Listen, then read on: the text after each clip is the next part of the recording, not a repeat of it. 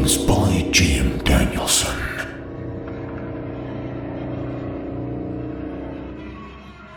The Descendant by HP Lovecraft.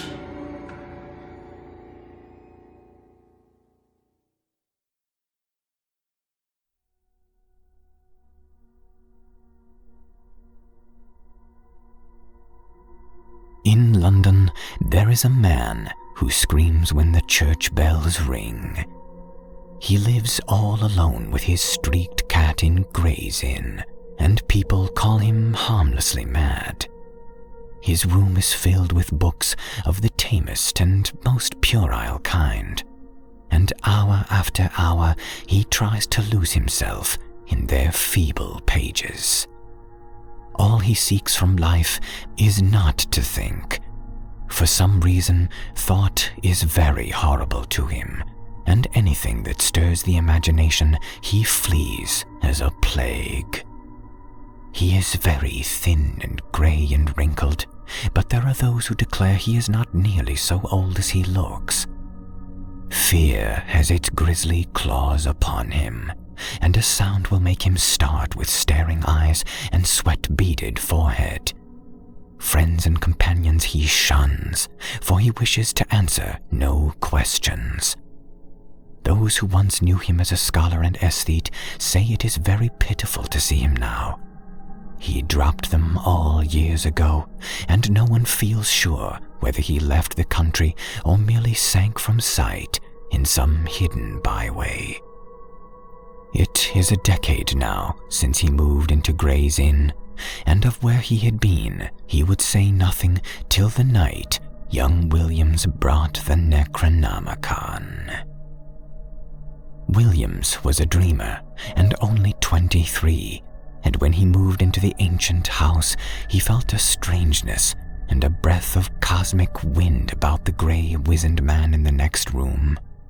He forced his friendship where old friends dared not force theirs, and marveled at the fright that sat upon this gaunt, haggard watcher and listener. For that the man always watched and listened, no one could doubt. He watched and listened with his mind more than with his eyes and ears, and strove every moment to drown something in his ceaseless poring over gay, insipid novels. And when the church bells rang, he would stop his ears and scream, and the grey cat that dwelt with him would howl in unison till the last peal died reverberantly away. But try as Williams would, he could not make his neighbour speak of anything profound or hidden. The old man would not live up to his aspect and manner, but would feign a smile and a light tone and prattle feverishly and frantically of cheerful trifles, his voice every moment rising and thickening till at last it would split in a piping and incoherent falsetto. That his learning was deep and thorough, his most trivial remarks made abundantly clear, and Williams was not surprised to hear that he had been to Harrow and Oxford. Later, it developed that he was none other than Lord Northam, of whose ancient hereditary castle on the Yorkshire coast so many odd things were told. But when Williams tried to talk of the castle and of its reputed Roman origin, he refused to admit that there was anything unusual about it. He even tittered shrilly when the subject of the supposed under-crypts, hewn out of the solid crag that frowns on the northern sea, was brought up. So matters went, till that night when Williams brought home the infamous Necronomicon of the mad Arab Abdul al-Hazred. He had known of the dreaded volume since his 16th year, when his dawning love of the bizarre had led him to ask queer questions of a bent old bookseller in Chandra Street, and he always wondered why men paled when they spoke of it. The old bookseller had told him that only 5 copies were known to have survived the shock edicts of the priests and lawgivers against it, and that all these were locked up with frightened care by custodians who had ventured to begin a reading of the hateful black letter. But now, at least, he had not only found an accessible copy, but had made it his own at a ludicrously low figure. It was at a Jew's shop in the squalid precincts of Clare Market, where he had often bought strange things before, and he almost fancied the gnarled old Levite smiled amidst tangles of beard as the great discovery was made. The bulky leather cover with the brass clasp had been so prominently visible, and the price was so absurdly slight. The one glimpse he had had of the title was enough to send him into transports, and some of the diagrams in the vague Latin text excited the tensest and most disquieting recollections in his brain. He felt it was highly necessary to get the ponderous thing home and begin deciphering it, and bore it out of the shop with such precipitate haste that the old Jew chuckled disturbingly behind him. But when at last it was safe in his room, he had found the combination of black letter and debased idiom too much for all his powers as a linguist, and reluctantly called on his strange, frightened friend for help with the twisted medieval Latin. Lord Northam was simpering inanities to his streaked cat, and started violently when the young man entered. Then he saw the volume and shuddered wildly, and fainted altogether when Williams uttered the title. It was when he regained his senses that he told his story, told his fantastic figment of madness in frantic whispers, lest his friend be not quick to burn the accursed book and give wide scattering to its ashes. There must, Lord Northam whispered, have been something wrong at the start, but it would have never come to a head if he had not explored too far.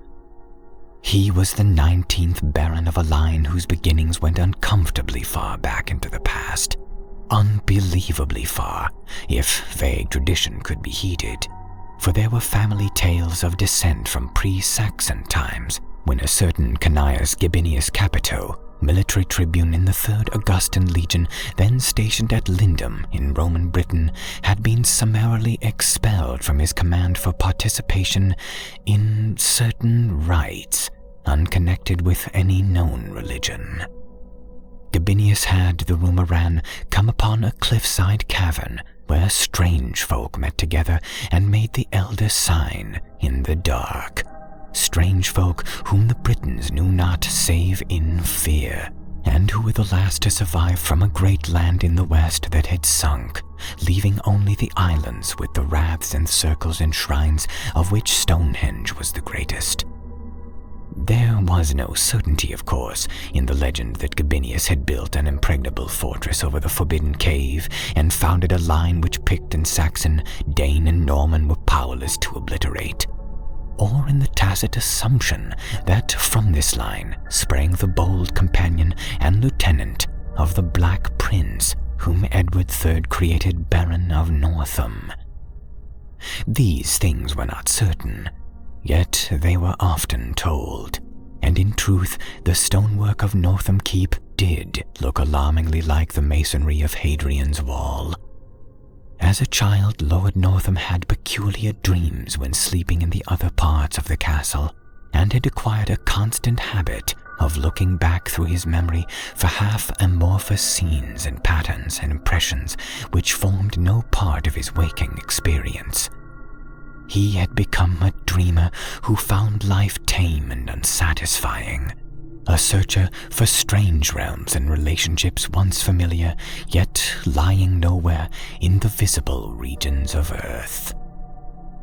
Filled with a feeling that our tangible world is only an atom in a fabric vast and ominous, and that unknown demons press on and permeate the sphere of the known at every point, Northam in youth and young manhood drained in turn the founts of formal religion and occult mystery.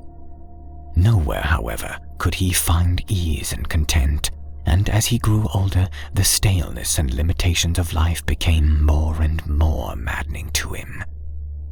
During the 90s, he dabbled in Satanism, and at all times he devoured avidly any doctrine or theory which seemed to promise escape from the close vistas of science and the dully unvarying laws of nature. books like Ignatius Donnelly's chimerical account of Atlantis he absorbed with zest, and a dozen obscure precursors of Charles Fort enthralled him with their vagaries. He would travel leagues to follow up a furtive village tale of abnormal wonder, and once went into the desert of Araby to seek a nameless city of faint report, which no man has ever beheld. There rose within him the tantalizing faith that somewhere an easy gate existed, which, if once found, would admit him freely to those outer deeps whose echoes rattled so dimly at the back of his memory. It might be in the visible world, yet it might be only in his mind and soul. Perhaps he held within his own half-explored brain that cryptic link which would awaken him to elder and future lives in forgotten dimensions, which would bind him to the stars and to the infinities and eternities beyond them.